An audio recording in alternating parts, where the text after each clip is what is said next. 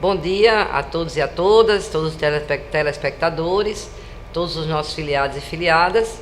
Estamos com mais um programa Sintecef-RN em movimento e estamos ainda dedicando esse espaço majoritariamente à questão da mulher, devido ser esse mês de março, onde se comemora no 8 de março. Inclusive, acabamos de participar de um grande movimento, né, do dia 8 de março, fazendo a ponte da questão da opressão, da questão da violência contra a mulher, de mais uma violência que estamos sofrendo com essa reforma, essa proposta de reforma, de contra-reforma da Previdência. E teremos atrações voltadas também para o tema. O Dr. Vinícius vai estar falando sobre a questão do feminicídio, que é a morte da mulher, a morte da criatura em função de apenas ela ser mulher, né? Crime até de ódio contra a mulher. Vamos estar com a atração cultural, nossa filiada querida Regina Celli, que vai estar aqui soltando o vozeirão dela. Vamos veicular novamente um vídeo, né, sobre a questão da reforma da Previdência, para a gente entender quais são todos os seus malefícios. E vamos estar também entrevistando a companheira de luta, Bel, que vai estar falando aí também sobre o tema da mulher. Então, o nosso programa está muito gostoso e eu espero você.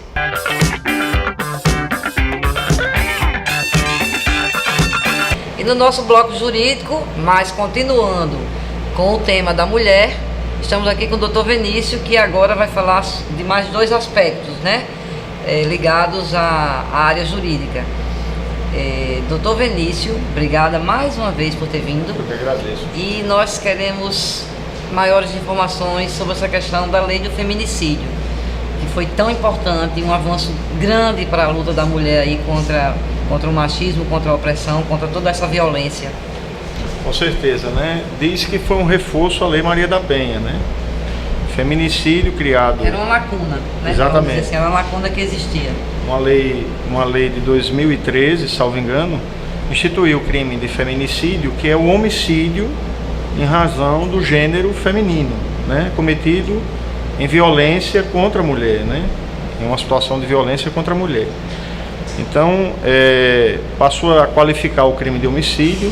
O homicídio simples, ele vai de 6 a 20 anos. E uma situação que gera uma qualificadora que importa aumento de pena de 1/3 até a metade, é quando esse feminicídio é cometido contra parturiente, né? Cometido contra mulheres entre idade de 14, mulheres de 14 anos, mulheres com idade acima de 60 anos, e também quando esse crime é cometido diante de ascendente e descendente da vítima, né? Essas situações todas levam a aumento de pena de 1/3 até a metade, quer dizer, qualifica o crime de homicídio.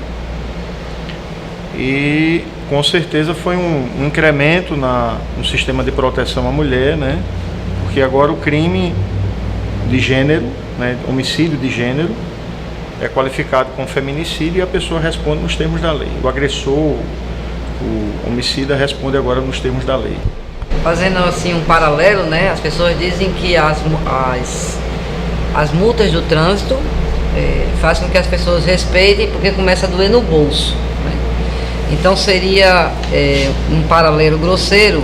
Isso seria também uma forma de fazer com que com que os homicidas de gênero, vamos dizer assim, os homicidas de gênero tenham uma qualificação, uma pena maior em razão de ter cometido o homicídio pelo simples fato da mulher ser mulher. Com certeza. A ideia foi exatamente essa, quer dizer, dar uma proteção maior, né, inibir, né, com certeza, condutas que visem aniquilar a vida de uma pessoa simplesmente pelo fato de ela ter a condição de mulher. Essa foi a ideia da lei, né? Com certeza, havendo o crime, a previsão do crime, há uma inibição de condutas que visem, que tenham esse objetivo. Importantíssimo, né? Esse avanço para a questão da luta da mulher. E temos também um caso, né, que o senhor vai nos passar, de também que é uma importante vitória para a questão da mulher, né? É uma situação que tem ocorrido muito lá no escritório, dizemos que envolve a mulher porque a grande parte de situações que exigem a nossa intervenção no sentido de pedir habilitação no processo envolvem exatamente pessoas do sexo feminino, dizem respeito a situações em que a parte processual falece no curso do processo e há necessidade de se fazer a habilitação do sucessor. Existe uma lei que ampara essa pretensão. Normalmente isso se faz em nome do pensionista. E a grandiosíssima maioria dos casos que a gente tem acompanhado lá pelo escritório envolve exatamente pensionistas mulheres. Então, trouxe à baila essa questão exatamente pelo fato de, estatisticamente, ser o pedido de habilitação maior em relação a pessoas do sexo feminino. E digo isso porque recentemente o STJ emitiu um posicionamento no sentido de que essa lei que eu falei há pouco é uma lei que assegura à pensionista, a pessoa dependente do servidor, a habilitação no processo para receber haveres, ter haveres que ele deixou de receber em vida. Isso é pleiteado em seu próprio nome. O STJ recentemente emitiu um pronunciamento no sentido de que isso seria matéria de direito sucessório, quer dizer, deveria haver habilitação de todos os sucessores e não apenas da mulher, da pensionista, Falo isso em função exatamente das questões estatisticamente mais encontradas lá pelo escritório, envolvendo mulheres. Então, o posicionamento do STJ, ele vai de encontro um pouco a essa proteção. Mas o caso também não quer dizer que seja aplicado indistintamente a todos. Porque o que o STJ decidiu foi uma situação muito específica, era uma pensionista de promotor público, e a época gerou, o tempo que dizia respeito àquelas verbas, era o tempo que não havia casamento ainda, ou relação de companheirismo com essa mulher. Então o STJ entendeu que pelo fato de não haver qualquer vínculo entre a pensionista e o falecido, o tempo, a verba relativa a esse tempo, não haver qualquer vínculo entre os dois, o direito seria então regulado pela questão sucessória, quer dizer, deveria vir à tona todas as partes que, segundo a lei, estariam na linha sucessória daquele servidor. Então, vai de encontro um pouco a essa proteção, mas é um caso específico que merece atenção e que, a meu ver, não vai comprometer essas situações que a gente vê comumente lá pelo escritório. Esperemos que não,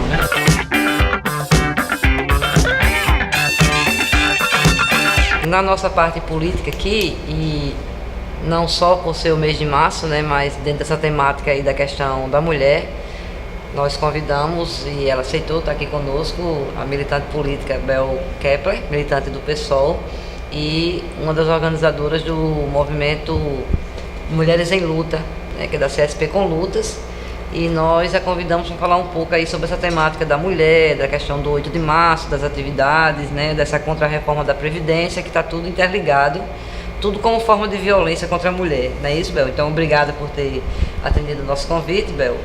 E assim, como é que você está vendo essa questão hoje? Eu queria agradecer o convite.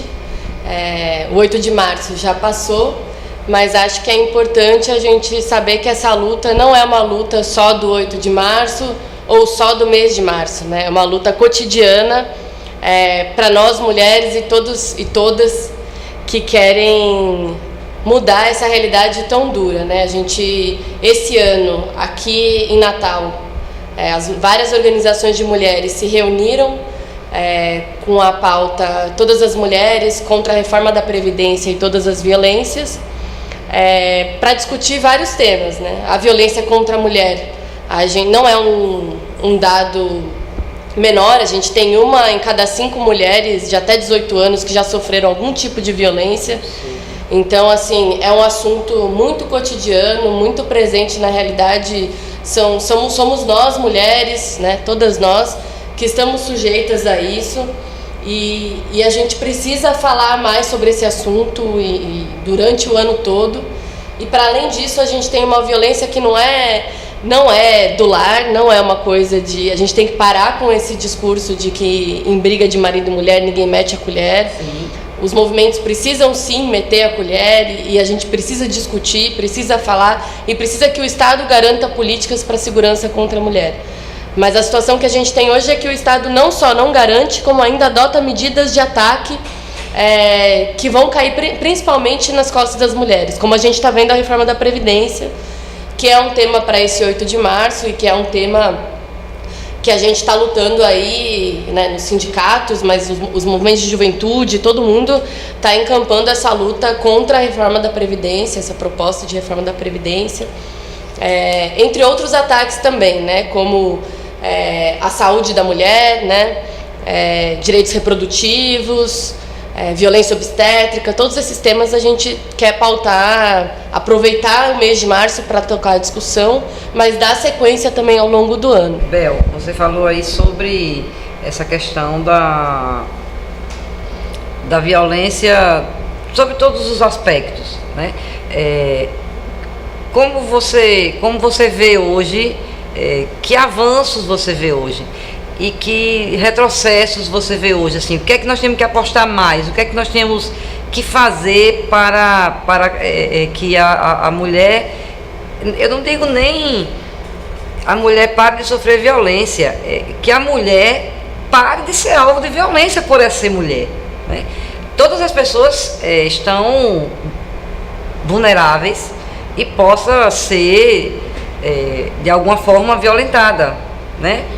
Uma pessoa por ser negra, uma pessoa por ser pobre, uma pessoa por ser homossexual, uma pessoa que não tenha nenhum que não esteja enquadrada em nenhum desses estereótipos, ela pode sofrer uma violência gratuita, mas assim, o que fazer para a mulher parar de ser violentada porque ela é mulher? Bom, na verdade isso aí gera uma longa discussão. Mas o que a gente está vendo nessa situação atual, na conjuntura atual, é que mesmo os avanços que a gente tem, nenhum direito está assegurado e a gente pode sossegar, né? As poucas vitórias que a gente tem, que a gente teve no movimento, que foi conquistado com muita luta, num momento de crise como a gente está passando, são arrancados assim, são 10 anos para se conseguir e 10 dias para se tirar. Então a gente precisa sim... eu acredito e defendo que é só a organização coletiva que vai de fato conseguir que a gente garanta nossos direitos, né? A gente teve alguns direitos garantidos como a Lei Maria da Penha, a gente tem algumas coisas que a gente vai ganhando, mas é com luta e é muito efêmero se a gente não continua dando sequência a isso, né? Com um movimento organizado.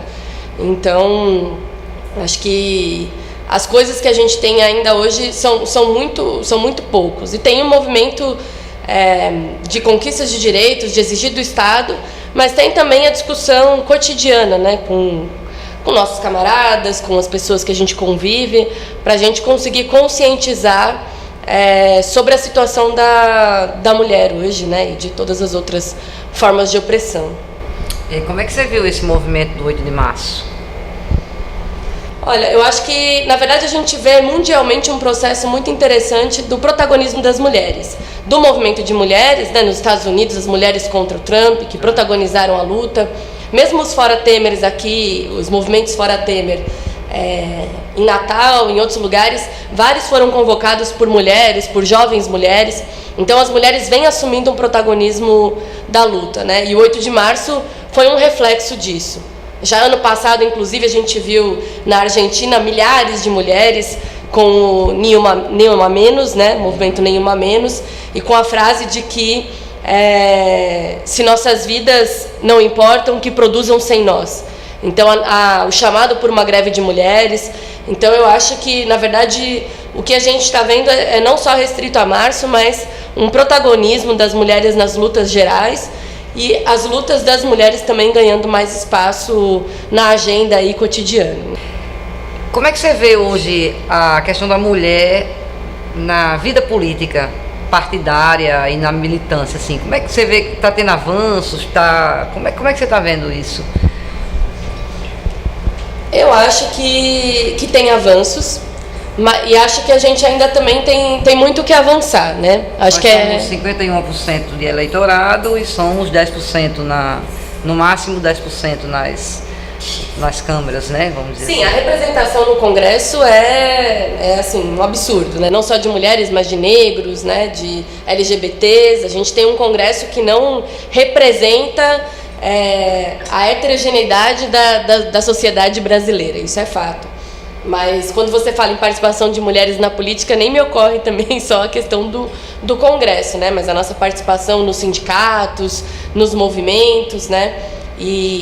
Mas acho que em todas essas esferas, né? Seja na política institucional, do Congresso ou qualquer outro espaço como esse, né? Como também nos movimentos sociais, eu acho que é muito importante que a gente entenda que não deve também cair a mulher individualmente ter essa conquista, né? Isso também é um ganho para os movimentos de mulheres, é uma necessidade que os movimentos de mulheres também fortaleçam umas às outras para ocuparem esses espaços, né? Então é importante que, e aí o PSOL tenha uma política para isso, né? E outros partidos de esquerda que coloquem a discussão de fortalecer as mulheres para estarem presentes nesses espaços e ocuparem a política, né?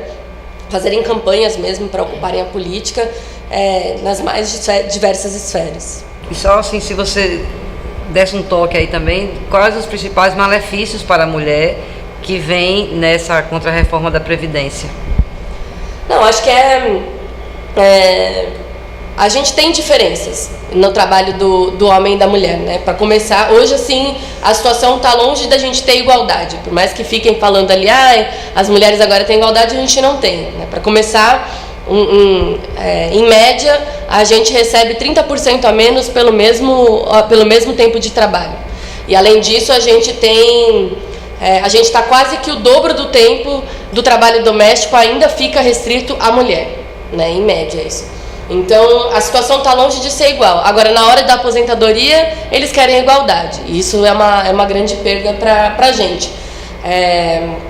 Mas tem vários outros problemas, né? E aí não só com a reforma da Previdência, mas várias medidas do governo Temer. Acho que sim. Mulheres de todo mundo,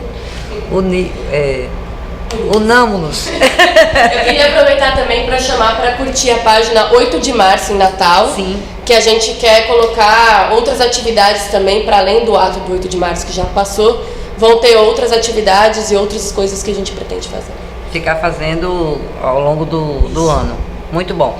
Esse espaço aqui também vai estar aberto durante todo o ano, tá? O Sindicef em Movimento, ele vai estar aqui aberto para divulgação, para entrevista, para todas as atividades também que possam aí estar fortalecendo essa luta contra o machismo, essa luta contra a opressão. Nós vamos estar aqui com esse espaço aberto. Então, esse com certeza não será o primeiro, mas não será o último convite que faremos para a sua participação aqui. Por essa participação, muito obrigada, tá? E espero você aqui novamente em breve.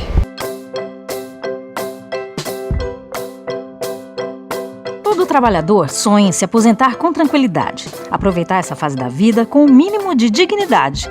Não ser um fardo para os filhos, ter onde morar e não depender dos outros, além de ter tempo livre para viajar e descansar. Só que os governos e os patrões fazem de tudo para que a vida da gente não seja assim. Na prática, você trabalha muito, ganha pouco e quando se aposenta ainda tem um benefício reduzido. Ultimamente, políticos, jornais e economistas dos ricos e poderosos voltaram a falar que existe um rombo na Previdência Social. Dizem que o sistema dá prejuízo e que logo, logo não haverá mais dinheiro para pagar as aposentadorias.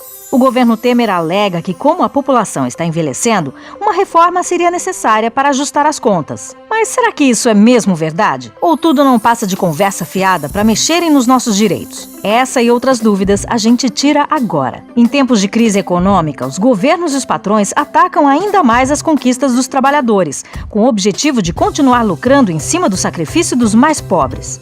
Os governos Collor, FHC, Lula e Dilma já mexeram muito na Previdência. Aumentaram o tempo de contribuição, de idade, praticamente acabaram com a aposentadoria integral e restringiram aposentadorias e benefícios especiais. Agora o governo Temer, apoiado por empresários e banqueiros, quer fazer muito mais. Quer que você trabalhe até morrer, sem ter o direito de se aposentar. A proposta de emenda constitucional 287, que trata da reforma, já foi protocolada na Câmara dos Deputados e traz uma série de ataques bombásticos contra a Previdência. Se a proposta for aprovada, homens e mulheres só poderão se aposentar após completarem 65 anos, incluindo aí os professores e os trabalhadores rurais. Isto vai prejudicar ainda mais as mulheres com suas duplas ou triplas jornadas de trabalho. A idade mínima para a aposentadoria pode chegar até mesmo aos 70 anos e com o benefício reduzido. A reforma também pretende aumentar o tempo mínimo de contribuição de 15 para 25 anos para que a gente tenha o direito de se aposentar. E o mais grave, para que um trabalhador possa se aposentar recebendo 100% do benefício, ele terá que contribuir por inacreditáveis 49 anos. Quem trabalha em condições especiais que prejudicam a saúde ou possui alguma deficiência não poderá se aposentar com menos de 55 anos de idade e 20 anos de contribuição. A pensão por morte, que já foi reduzida por Dilma, cairá para apenas 50% do benefício recebido pelo contribuinte que morreu, com um adicional de 10% por dependente. Apenas pensionistas com 5 filhos terão 100% do valor. As pensões e benefícios assistenciais pagos a pessoas com deficiências e idosos, por exemplo, não serão mais vinculadas ao salário mínimo. Serão reajustadas apenas pela inflação e ficarão cada vez menores.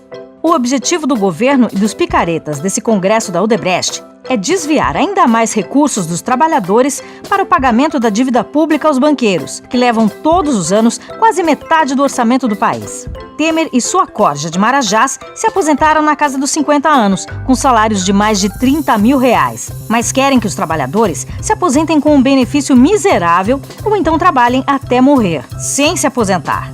Para justificar a reforma, falam em rombo na Previdência. Mas como todo mundo sabe, mentira tem perna curta e nariz grande. De acordo com a Constituição de 1988, a Seguridade Social é composta pelo Sistema Único de Saúde, pela Previdência e pela Assistência Social. Todo esse sistema é financiado por um conjunto de recursos. As contribuições de trabalhadores e patrões ao INSS sobre a folha de salários formam apenas uma parte das receitas da Seguridade. Junto com essa fonte de recursos, o sistema conta ainda com os orçamentos da União, Estados, Distrito Federal e municípios, além da contribuição social sobre o lucro líquido e a contribuição para o financiamento da Seguridade Social, o COFINS. Isso sem falar nos concursos de prognósticos, como os da Loteria Federal, por exemplo. O rombo da Previdência é uma invenção do governo que soma apenas as contribuições de patrões e trabalhadores para dizer que os recursos não são suficientes para as aposentadorias. É uma maquiagem nas contas públicas, já que desconsidera as outras fontes de arrecadação. Na verdade, não existe rombo nenhum, e sim um superávit, como revela a Associação Nacional dos Auditores Fiscais da Receita Federal. Os dados da Anfip mostram que a sobra de recursos na Seguridade Social foi de 83 bilhões de reais em 2012, 78 bilhões de reais em 2013 e 53 bilhões de reais em 2014. Por isso, a CSP com Lutas reforça o chamado a todas as centrais sindicais, sindicatos, organizações do movimento popular, estudantil e trabalhadores em geral, para começarmos uma grande greve geral nesse país. Só assim poderemos impedir a reforma da Previdência, a reforma trabalhista, barrar outros ataques do governo e botar para fora o Temer e todos os corruptos e reacionários do Congresso. Não vamos trabalhar até morrer. É hora de defendermos as nossas conquistas. Em direitos não se mexe. Tirem as mãos da nossa aposentadoria. Greve geral já!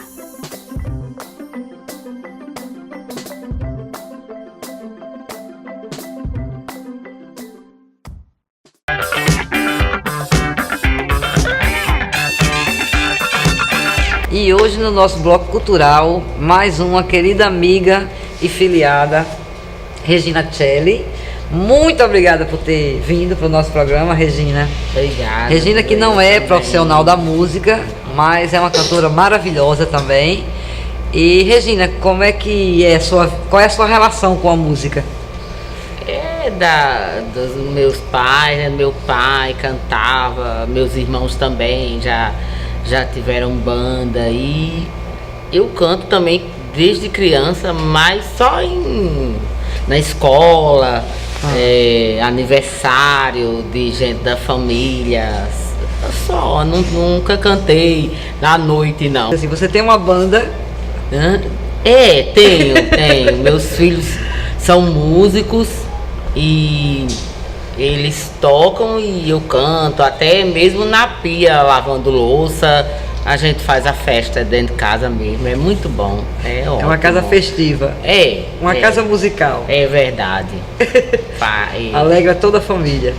E os vizinhos gostam também. Eu agora tenho uma vizinha que ela diz assim, cante até 2 horas da madrugada. Eu digo, meu amor, assim, a senhora tá querendo que os vizinhos me expulsam aqui do condomínio, não dá certo.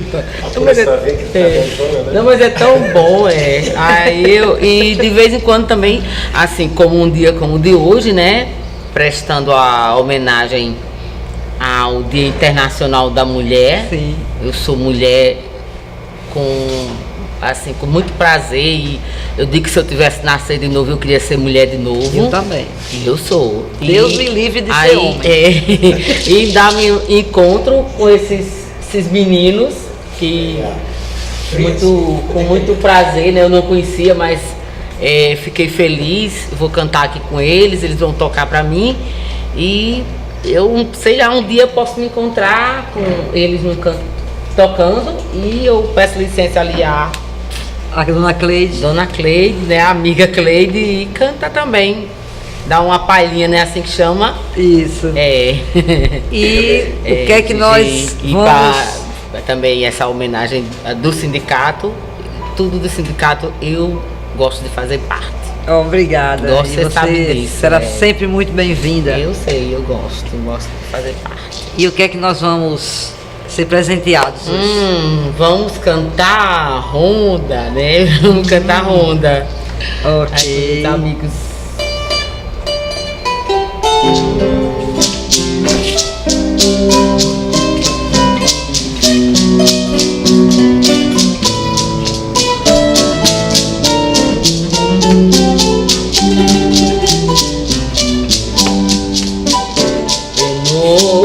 Eu rondo a cidade a te procurar sem encontrar. Em meio de olhares espio, em todos os bares você não está. Volto pra casa batida, desencantada da vida. O sonho, a alegria me dá, nele você está.